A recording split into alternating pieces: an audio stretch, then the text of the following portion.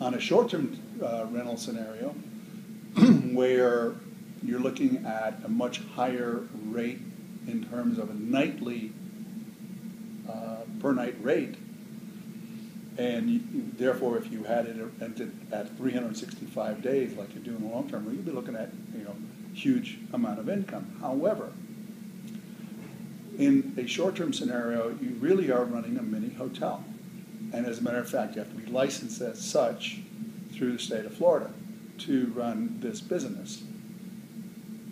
And what we have to do is we have to recognize that there's a seasonality to vacation rental. And that seasonality is exactly the same as it is for a hotel. Therefore, the seasons are like spring break in the March timeframe up till early April, extremely busy here in Central Florida. Also, the summer months, which start second week of June and the second week of August, those weeks in there, six to 8 week period, extremely busy. Everybody, all the children are off on summer vacation, so families consider that to be the best time to bring their children for vacation. Then, as we run up to Thanksgiving, and then the week before Christmas and through Christmas up till about New Year, again, extremely busy period of time. So then, on the other side of the coin, we also have some months where it's extremely slow. September is almost dead.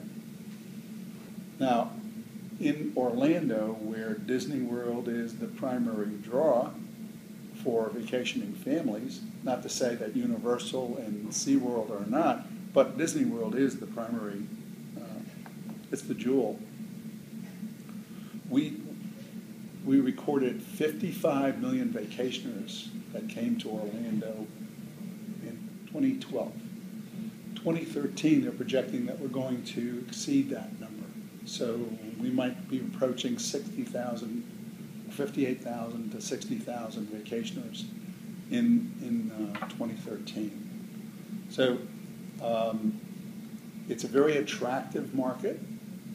The investor who invests in a short-term property ought to be looking at, keeping in mind that they are going to need property management to maintain this property, because they may live 1,000 miles away, 500 miles away, whatever.